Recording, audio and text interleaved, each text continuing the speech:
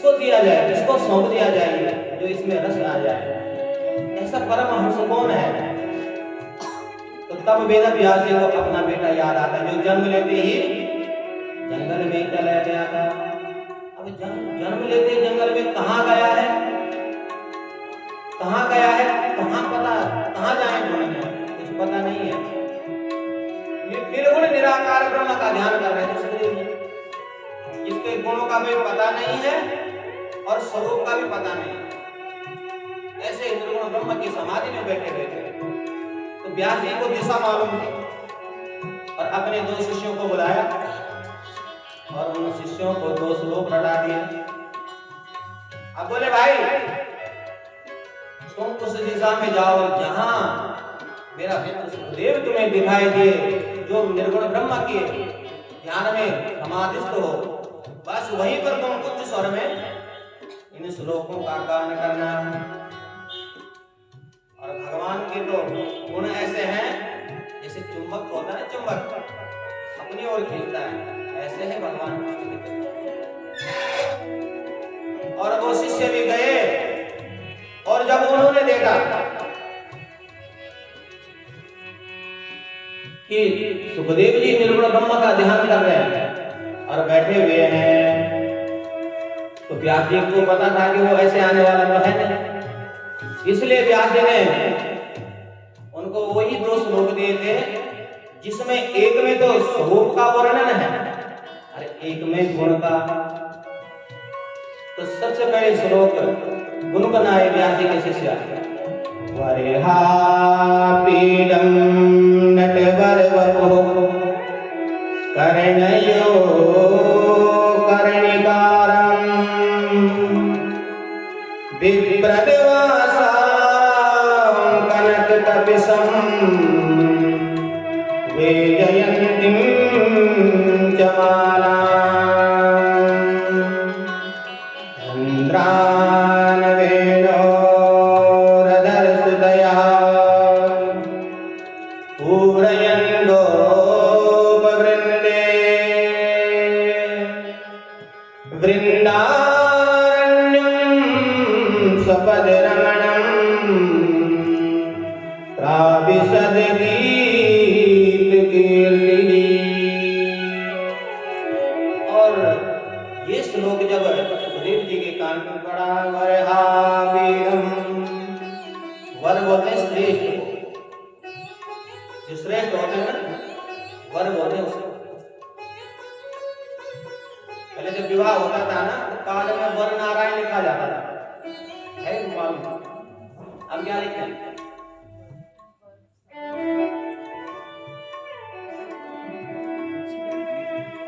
तो वरहा पीडम नट वरव, कैसे है भगवान का स्वरूप? मोर मुकुट धारण, मोर पंख का मुकुट धारण किए, नट की भांति 3 जगह से टेढ़े हैं और कैसी मुद्रा में खड़े हैं। रंध्रान वेणु, अधरों पर वेणी है, वेणु बंसी है, भगवान के अधरों पर बंसी है। रंध्रान वेणु रजरसदयः, और वैजयंती माला भगवान ने धारण की हुई है। कर्णयो कर्णिकारं, कर्णिका के पुष्पों के कुंडल भगवान ने धारण किए हुए हैं। और ग्वाल बाल, समस्त ग्वाल बाल भगवान को घेर कर खड़े हुए हैं।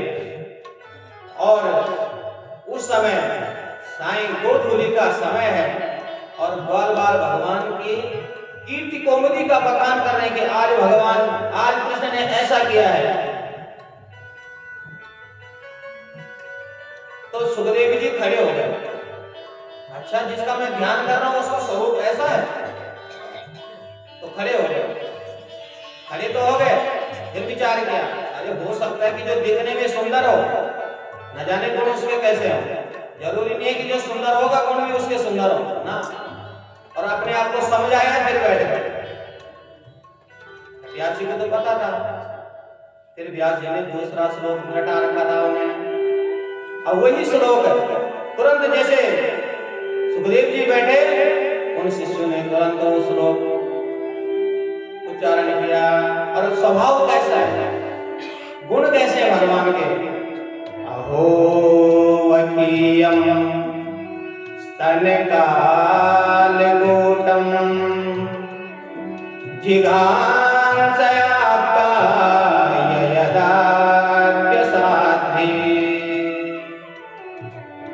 देवैर्गतिं धात्रयुहितां ततोऽन्यं कं वा दयालं शरणं व्रजेम। अहो, तो हम जब बोलते हैं कोई आश्चर्य होता है, ओहो, बस ज्यादा अंतर नहीं है। अहो अहो अहो माने आश्चर्य, बहुत बड़ा आश्चर्य है। अहो वकी, वकी माने वकी नाम है पूतना। अरे भगवान का स्वभाव तो ऐसा है जो पूतना अपने स्तनों पर कालकूट विष लगाकर भगवान को मारने की भावना से गई है, उसको भी भगवान कृष्ण ने वही गति प्रदान कर दी जो अपनी मां यशोदा को दी। और ये जब श्लोक कान में पड़ा सुखदेव जी के, सुखदेव जी तो दौड़ पड़े, अरे भाई एक तो हो सुनाओ। उन्होंने कहा भाई हमको तो दो ही आते हैं, हमारे गुरुजी ने दो ही सिखाए, अगर आपको एक दो नहीं ऐसे ऐसे श्लोक भी तो 18,000 का एक दिव्य ग्रंथ है हमारे गुरुजी के पास। अच्छा, क्या भगवान ने ऐसे ही भगवान के चरित्र। और सुखदेव जी चल पड़े, जिस निर्गुण ब्रह्म की समाधि में बैठे थे उसका सगुण साकार स्वरूप का जब वर्णन सुना, अच्छा वो इतना सरल है, उसका स्वरूप ऐसा है, तो दौड़ पड़े। और जब व्यास जी के पास आए तो संपूर्ण भगवत व्यास जी के मुख से सुखदेव जी ने श्रवण किया। और ये सुख मुख विगलित फल है, जिस फल पर तोता चोंच मार दे समझ लो कि वो मीठा ही निकलेगा।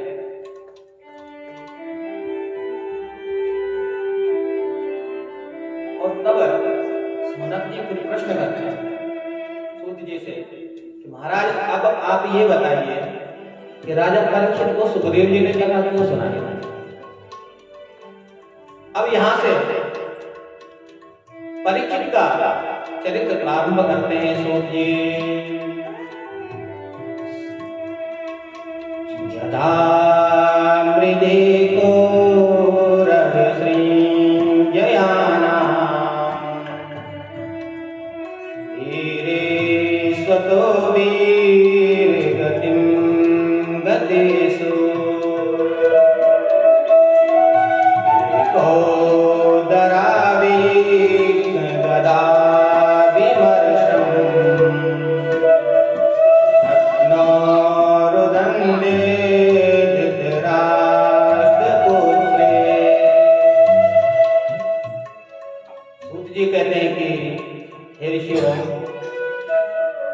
जब संपूर्ण महाभारत समाप्त हो गया,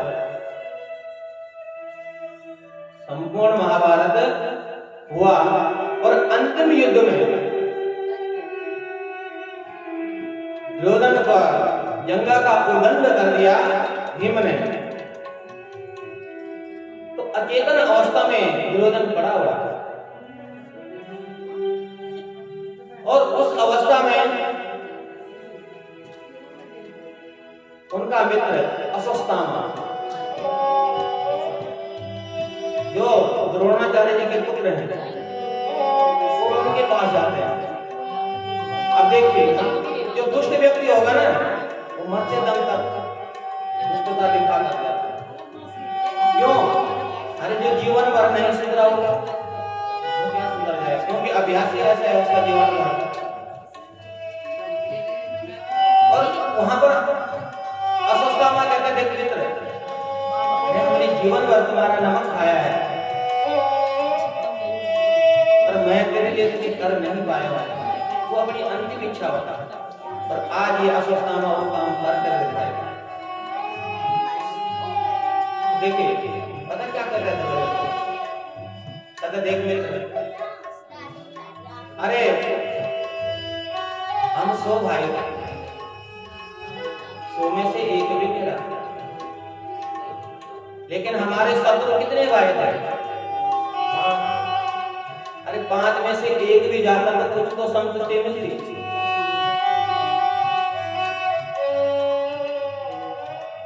अश्वत्थामा ने कहा अरे तो 5 एक ही बात कर रहा है, अगर आज मैं 5 के शीश काट के तेरे समक्ष नहीं लाया तो ये अश्वत्थामा तुम्हें कभी मुंह नहीं दिखाएगा। और इधर आज विजय की रात्रि थी, भगवान जानते थे भगवान पांडवों को आज शिविर से बाहर ले गए, भाई विजय का उत्सव मनाओ। और जिस सैया पर पांडव सोते थे उस सैया पर आज जो पांडवों से उत्पन्न उनके पुत्र थे 5 जो पांडवों के जैसे दिखते थे वो सोए हुए, और उल्लू की तरह अश्वत्थामा ने हमला किया रात में और सोते हुए बच्चों के सिर काट कर ले गए। और दौड़ कर जाता अश्वत्थामा के पास, देख मित्र तो एक की बात कर रहा था मैं, अब 5 ले आया हूं 5। और उन शीर्षों को जब दुर्योधन ने देखा बोले अरे अश्वत्थामा ये पांडव नहीं पांडव पुत्र हैं, अरे इनको मारकर तो तूने हमारे वंश में कोई पितरों के लिए पानी देने के लिए नहीं छोड़ा है। और जब अश्वत्थामा ने ये सुना कि ये पांडव नहीं पांडव पुत्र हैं तो घबरा गया, बोले अब अर्जुन मुझे नहीं छोड़ेगा। और इधर जब द्रौपदी ने सुना तो अत्यंत चित्कार करने लगी, माता शिशूनां निधनं सुतानां निशम्य घोरं परित्यक्तमाना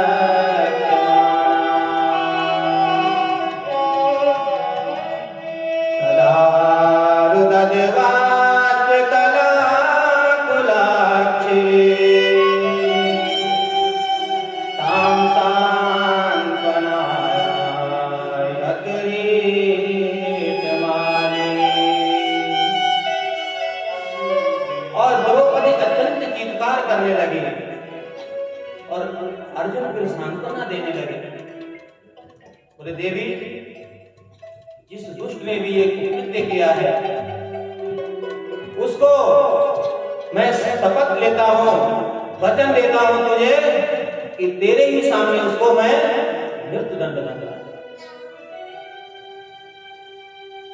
और ये सांत्वना दे करके और भगवान कृष्ण के साथ चल पड़े अर्जुन और अश्वत्थामा को बंदी बना दिया।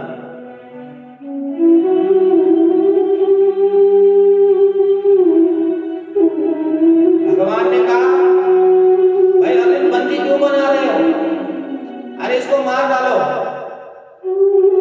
बोले नहीं नहीं केशव, मैंने द्रौपदी को वचन दिया है और बंदी बना करके, देखो बंदी बना करके रथ के पीछे बांध करके जब लाए, अब देखिए धर्म क्या क्या कहता है धर्म, जिसने जिसने द्रौपदी के 5 पुत्रों को मारा है वो भी सुप्त अवस्था में, वो आज द्रौपदी के सामने जब द्रौपदी ने उसे देखा कि अर्जुन ने इसे बंदी बना रखा है तो पता क्या कहती है, मुच्यतां नेशः ब्राह्मणो नितरां गुरो सर्वस्यो धनुर्वेदा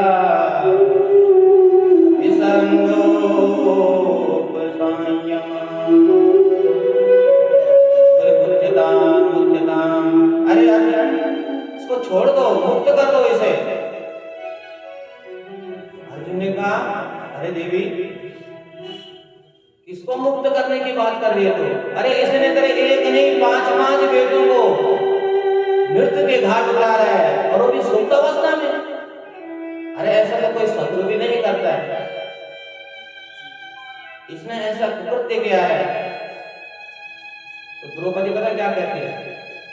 बोले मैं जानती हूँ कि किसी माँ का अगर किसी माँ के बेटे की मृत्यु हो गई तो कितना दुख होता है, कितनी पीड़ा सहन करनी पड़ती है, लेकिन मैं ये नहीं चाहती यही पीड़ा इसकी माँ को भी मिले।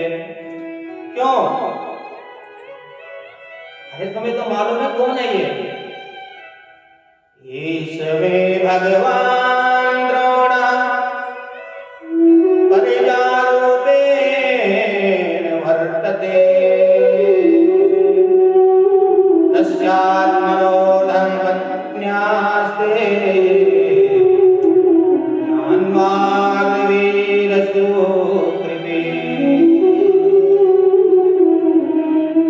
अरे आपके गुरुदेव तो पहले ही इस महाभारत के युद्ध में चल बसे हैं, लेकिन मैं नहीं चाहती कि जो जिस पुत्र शोक में मैं डूबी हुई हूँ इसकी मां कीर्ति भी उसी शोक में डूबे। इसलिए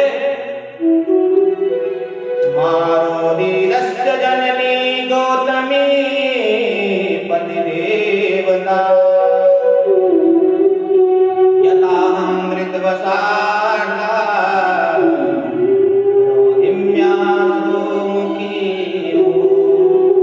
इसलिए मैं नहीं चाहती हूँ कि मेरी तरह इसकी मां को भी दुख सहना पड़े। अरे मेरे पुत्र गए तो मेरे सिर में पतियों का साया तो है, लेकिन तुम्हारी गुरु मां के सिर से तो पति का साया पहले ही चला गया है, इसलिए इसको आप मुक्त कर दीजिए।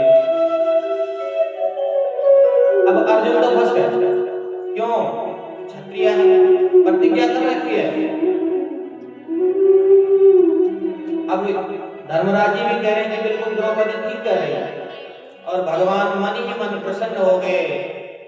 वाह द्रौपदी, तुम्हारे साथ में मैं साक्षात धर्म के रूप में खड़ा हूँ, आज मेरा तुम्हारे साथ में खड़ा होना सार्थक हो गया है। क्यों? कि द्रौपदी ने बात ही ऐसी कही है। अरे जिसने उसके बेटों को मारा है वो सामने खड़ा है, उसको मृत्युदंड देने के लिए अर्जुन तैयार हैं, लेकिन द्रौपदी कहती है इसको मुक्त कर दो, इसको मृत्युदंड मत दो। अब भीम और अर्जुन का एक स्वर है कि हम इसे छोड़ेंगे नहीं, और द्रौपदी युधिष्ठिर जी कह रहे हैं कि इसे मुक्त कर दो। जब समाधान नहीं मिला तो अर्जुन भगवान के पास गए कि जब ऐसी स्थिति में मुझे क्या करना है? अरे भाई देख अर्जुन, मैंने तो वहीं बोल दिया था बंदी मत बनाओ, मैं तो दंड दे दो, तुम नहीं माने, अब लागे तो फंस गए। तो भाई तुम्हारे बड़े भाई युवराज हैं, बिल्कुल जैसा वो कहेंगे वैसा तुम्हें करना पड़ेगा, लेकिन याद रखना तुम क्षत्रिय हो, अपनी प्रतिज्ञा को मत तोड़ना। तो फिर करना क्या है मुझे बताओ तो सही। तो भगवान ने कहा ठीक है, जब तुम पूछ रहे हो तो इस विषय में शास्त्र क्या कहता है? देखो क्या करना चाहिए क्या नहीं करना चाहिए हमारे ग्रंथ में सब है।